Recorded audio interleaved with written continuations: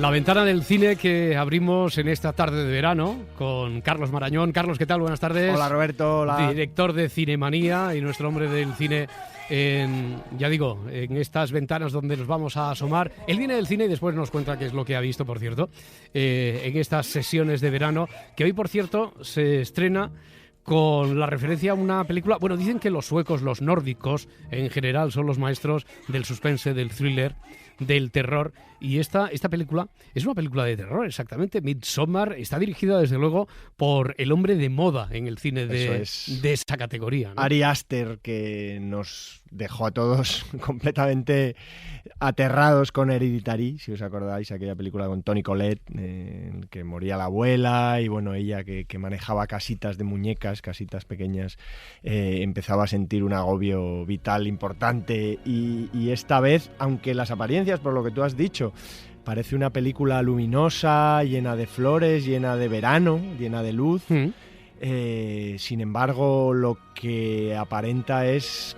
que no tiene nada que ver con la realidad, porque lo que hay detrás, vaya por delante que lo que hay detrás sobre todo es la ruptura de una pareja. Es una historia de terror interesante, además por ese motivo, ¿no? Es una pareja que se lleva bastante... No, tú empiezas a notar que entre ellos hay unos problemas a pesar de que viajan hasta Suecia a ese solsticio de verano, la fiesta del 21 de junio, en que los días son larguísimos, casi no hay noche, y la luz lo llena todo. Y la luz lo llena todo, y no es una metáfora nada más, hasta alumbrar, digamos, todos los problemas que hay entre una pareja y entre esa pareja en ese lugar, ¿no? Es una película muy inquietante, pero de una manera nada, digamos, artera.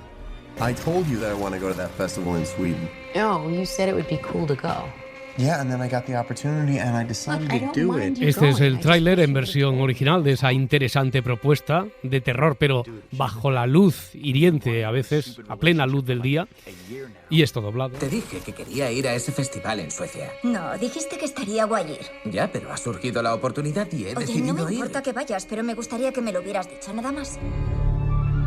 Es un festival alucinante, con ceremonias especiales y trajes. Bueno, por ejemplo, Jordan Peele, el hombre de moda en el cine de terror, ha dicho de ella que es una película la más idílica en ese género, la película de terror más idílica de todos los tiempos, que es única, que no ha habido nada parecido antes, ha roto desde luego en el género, y que todo lo que venga después va a tener que competir con ella, tanto. Hombre, entronca estupendamente con el cine de Jordan Peele, ¿os acordáis, no? De Déjame salir, de Nosotros.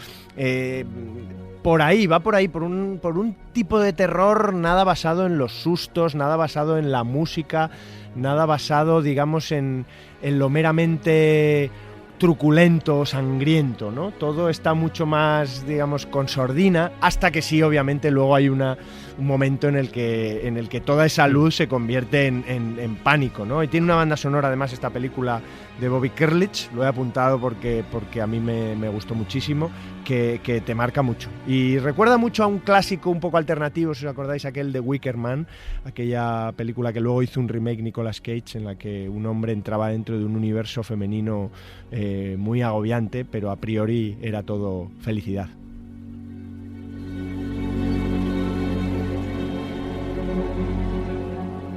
Cambiamos de banda sonora y cambiamos de género. ¿Y de qué manera?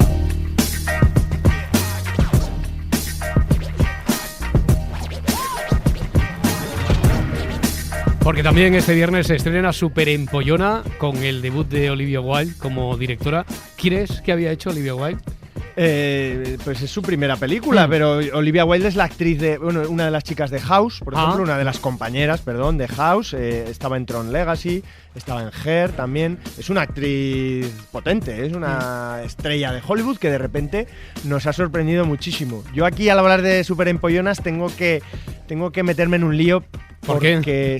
Porque una de mis películas favoritas del siglo XXI, por acotar, es, si tú te acuerdas de McLovin, no sé si tú eres muy fan de ese tipo de película de instituto.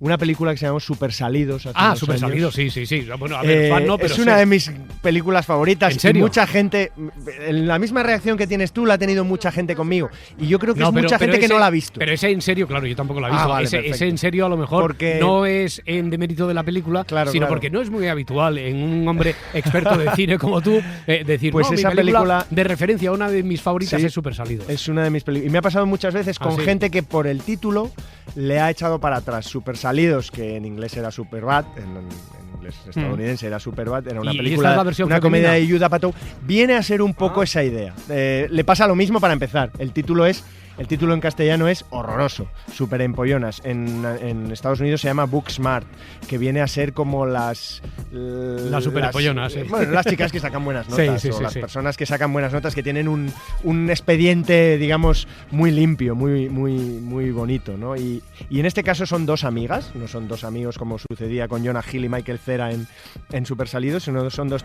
actrices estupendas, jovencísimas, Kaitlyn Dever y Beanie Feldstein, que por cierto, la segunda, Beanie Feldstein, es hermana de Jonah Hill, que era el protagonista del Super Salidos. Yo creo que no tiene nada que ver, porque esta película no está producida por Judd Apatow como aquella, pero sí que es una película que merece mucho una revisión. Así que en inglés, en original, sería Booksmart. Nobody knows that we are fun.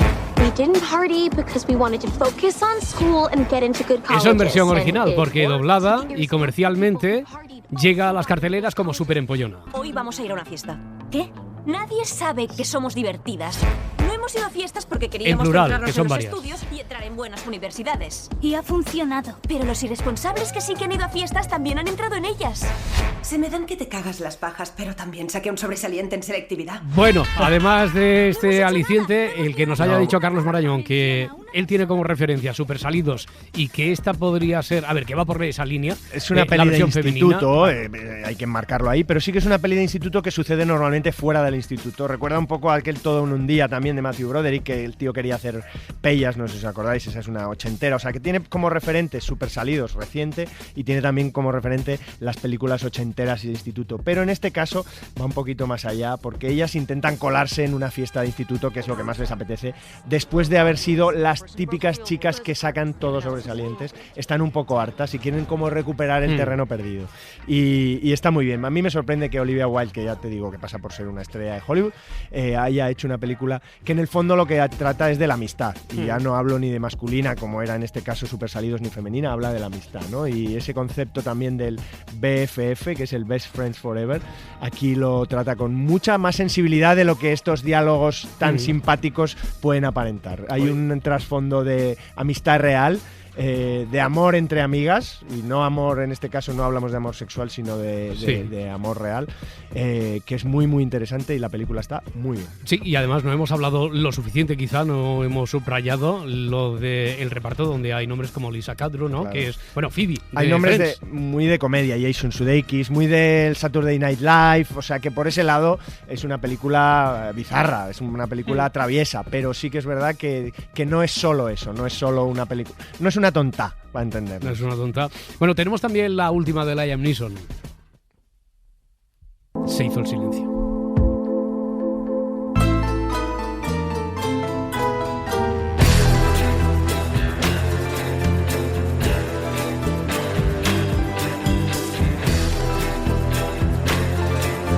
Liam Neeson, que podríamos decir que vuelve a mostrar a partir de este viernes que tiene una serie de habilidades concretas en su nueva película Venganza bajo cero. Esto no es de la saga Venganza. No lo es. Ahí ha habido un distribuidor avezado que ha dicho, anda, que me voy a dejar yo escapar esta oportunidad para llevar a la gente al cine.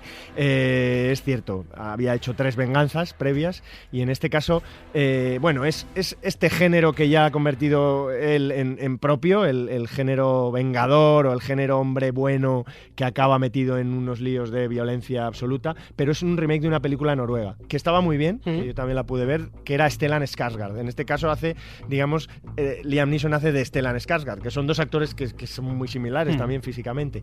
Y es, bueno, un hombre que se dedica en una zona muy perdida, en aquel caso de Noruega, en este caso del estado de Colorado, con nieve.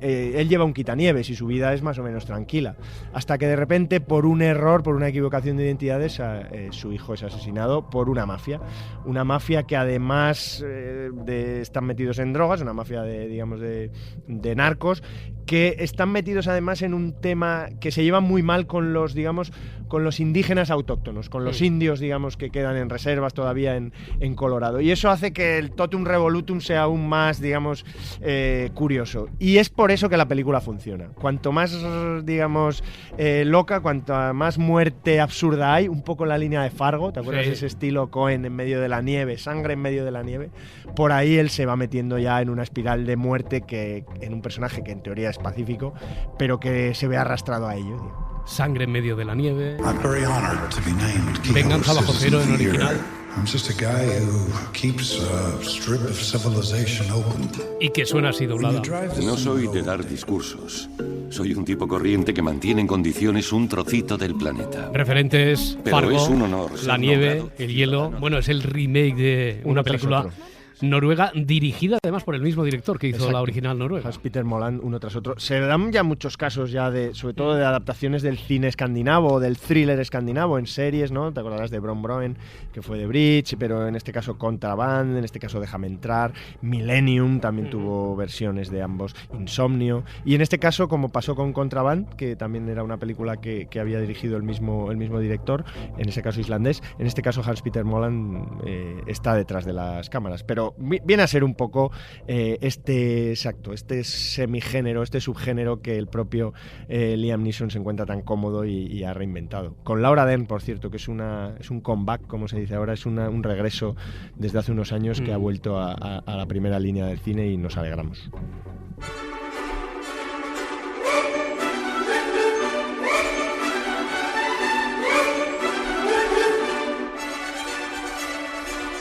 Y esto que suena ya es un clásico, ¿no? Esto es una maravilla. Esto es una maravilla, es un clásico. Bueno, ¿por qué suena esto? ¿Por qué suena Ciudadano Kane? Bueno, todo el mundo conoce a Orson Welles por su faceta de actor, de director, de hombre de radio, de guionista, de provocador. Pero, a ver, ¿conocemos a Orson Welles dibujante?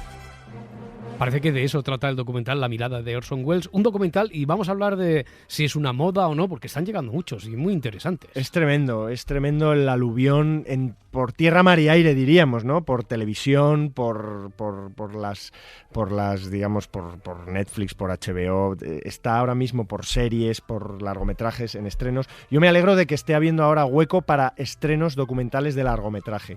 Y La mirada de Orson Welles, está dirigido además por un documentalista cinéfilo, uno de los más famosos, Mark Cousins, que dirigió una serie documental sobre la historia del cine apasionante, An Odyssey of the Cinema, creo que se titulaba, era una maravilla, y de forma muy personal. Y todo lo que ya intuimos sobre Orson Welles, pues que es un genio, que es un enamorado de España, lo conocemos también, de hecho creo que sus cenizas siguen en Ronda, ¿no? Donde él tenía a su gran amigo taurino, ahora me pillas con el nombre del maestro. Pero... El maestro de Ronda, que buscamos enseguida, que es de esos que ahora nos sobrevuela por ahí, decimos, pero ¿cómo no se nos ocurre?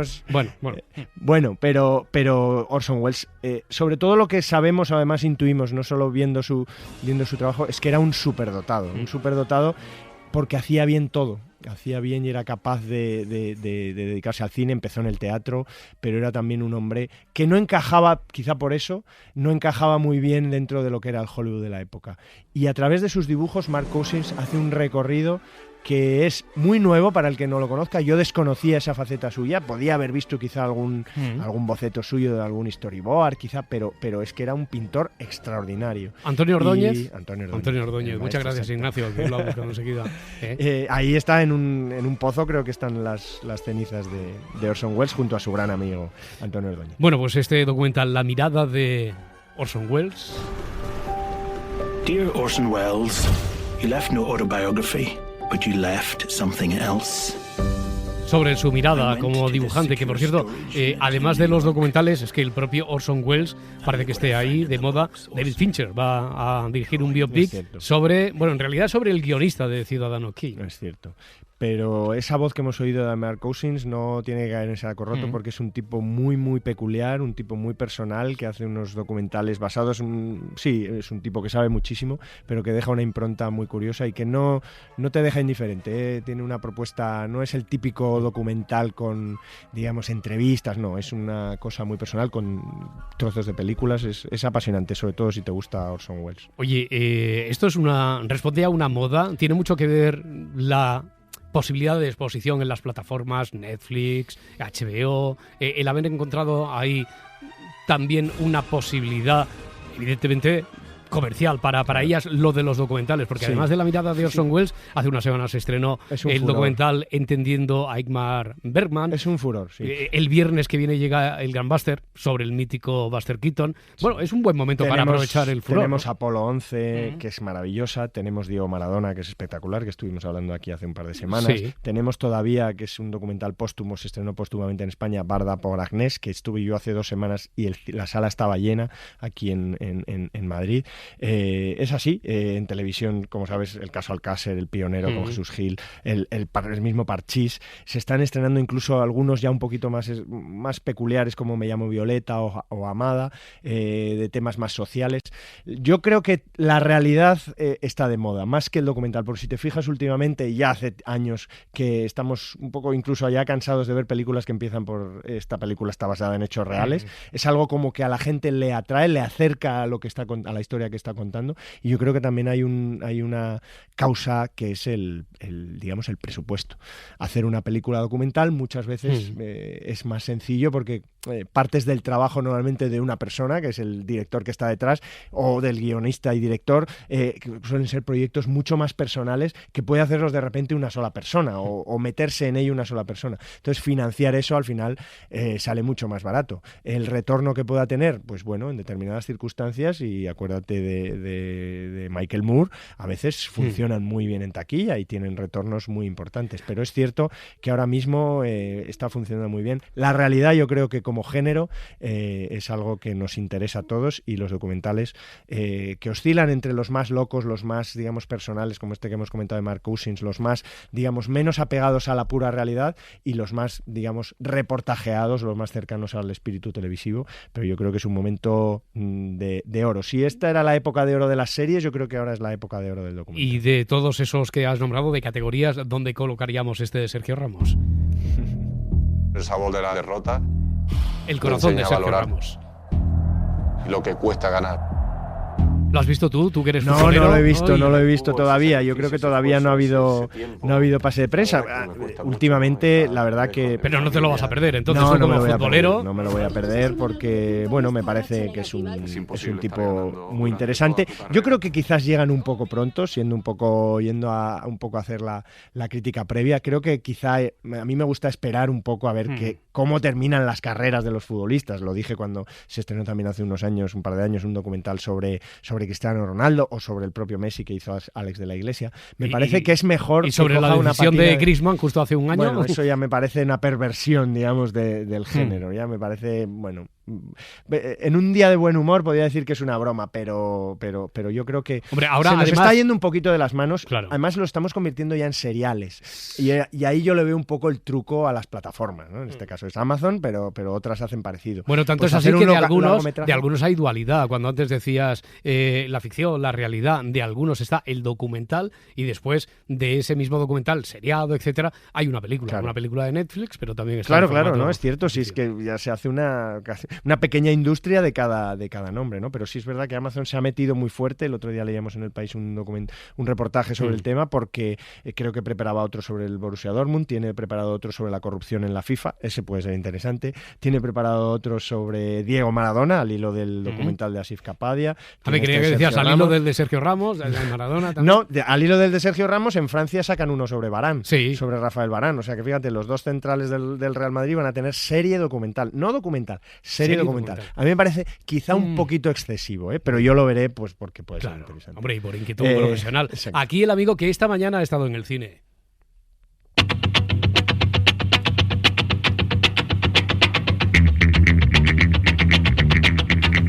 Has visto ya lo último de Tarantino, ¿no? Érase una vez en Hollywood. Once Upon a Time in Hollywood. He visto esta mañana. Yo he disfrutado muchísimo, he disfrutado enormemente durante 160 minutos. Podría haber estado 4 horas viendo las andanzas de este Rick Dalton, que es Leo DiCaprio, y de su secundario, del que hace las escenas de riesgo, no me sale la palabra, que es el especialista, que lo interpreta Brad Pitt. y Margot Robbie, que es digamos, el trasunto, digamos, serio de una película que en realidad lo que te cuenta es cómo era Hollywood en un año muy particular, el año de 1969, que no es solo el año que asesinaron a Sharon Tate, que es Margot Robbie en esta película, sino es un año de cambio, es un año en el que el cine moderno, el cine, para entendernos, Easy Rider, empieza el cine alternativo, un poco el cine independiente, y el cine de los estudios empieza a caer. Y él hace una mirada muy compasiva hacia cómo era el cine, la televisión, los rodajes, en aquella época en la que algo iba a suceder, algo importante iba a suceder a nivel social, y en este caso también en un suceso sangriento, ¿no?